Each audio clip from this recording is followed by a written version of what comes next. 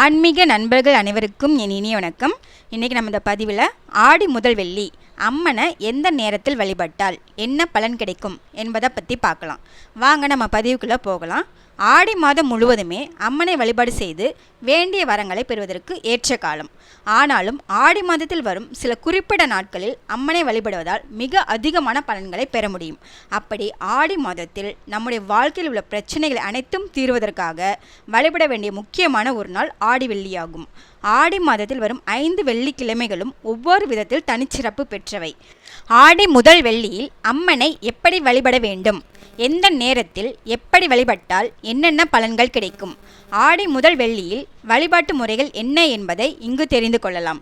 ஆடி மாதத்தின் முதல் விசேஷமாக வரும் ஆடி முதல் வெள்ளிக்கிழமை இந்த ஆண்டு பிரதோஷத்துடன் இணைந்து வருவதால் தவறவிடக்கூடாத மிக முக்கியமான நாளாக கருதப்படுகிறது. பொதுவாக வெள்ளிக்கிழமை என்பது பராசக்திக்கும் மகாலட்சுமிக்கும் ஏற்ற வழிபாட்டு நாளாகவும் மிகவும் மங்களகரமான நாளாகவும் கருதப்படுகிறது. அதிலும் அம்மனுக்குரிய ஆடி மாதத்தில் வரும்போது வெள்ளிக்கிழமைகளை கூடுதல் சிறப்பு பெறுகின்றன. இந்த ஆண்டு ஆடி மாதத்தின் முதல் விசேஷமான ஆடி வெள்ளியாக வருகிறது. அதிலும் சிவபெருமானுக்குரிய சுக்கிரவார பிரதோஷத்தன்று ஆடி வெள்ளியும் இணைந்து வருவதால் மிக முக்கியமான நாளாக கருதப்படுகிறது. இது சிவனின் அருளையும் அம்பாளின் அருளையும் இணைந்தே பெறும் மிக முக்கியமான நாளாக கருதப்படுகிறது. இந்த ஆண்டு ஆடி மாதம் முதல் வெள்ளிக்கிழமை ஜூலை 19ஆம் தேதி வருகிறது. அன்றைய தினம் ஆஞ்சநேயருக்கு உரிய மூல நட்சத்திரமும் இணைந்து வருவது மிக பெரிய விசேஷமாகும். அம்பாளின் பரிபூர்ண அருளை பெற்றவர்களின் ஆஞ்சநேயரும் ஒருவர். ஆஞ்சநேயருக்கு அனைத்து தெய்வங்களும் ஒவ்வொரு வரத்தையும் ஆயுதங்களையும் அளித்தபோது அன்னை பராசக்தி தன்னுடைய கையில் இருந்த திரிசூலத்தை வழங்கியதாக சொல்லப்படுகிறது. அதனால்தான் பஞ்சமுக ஆஞ்சநேயரின் திருக்கரங்களில் ஒன்று திரிசூலம் ஏந்தி இருப்பார் ஆஞ்சநேயர். ஆஞ்சநேயர் சிவன் விஷ்ணு ஐக்கியமான வடிவம் என்பதால் அம்பாள், சிவன், ஆஞ்சநேயர், மகாவிஷ்ணு ஆகிய தெய்வங்களின் அருளை பெறுவதற்குரிய நாளாக இந்த ஆண்டு ஆடி முதல் வெள்ளிக்கிழமை அமைகிறது. பொதுவாக ஆடி முதல் வெள்ளிக்கிழமையில் அம்மனை வழிபடும் போது 2 விதமாக வழிபடலாம். பிரச்சனைகள் தீர வேண்டும் என்கின்றவர்கள் ஒரு நேரத்திலும், வாழ்வில் அனைத்து நலன்களையும் பெற வேண்டும் என்கின்றவர்கள் ஒரு குறிப்பிட்ட நேரத்திலும் வழிபடுவது மிக உயர்வான பலனை தரும். அதாவது கடன் பிரச்சனை, தீராத நோய், வழக்கு தொடர்பான பிரச்சனைகள், கணவரால் பிரச்சனை, குடும்பத்தில் இருப்பவர்களால் பிரச்சனை, அக்கம் பக்கத்தில் இருப்பவர்களால் பிரச்சனை என ஏதாவது ஒரு பிரச்சனை தீர வேண்டும் என்பவர்கள் ஆடி வெள்ளிக்கிழமைகளில் வரும் ராகு காலத்தில் விளக்கேற்றி வழிபடலாம்.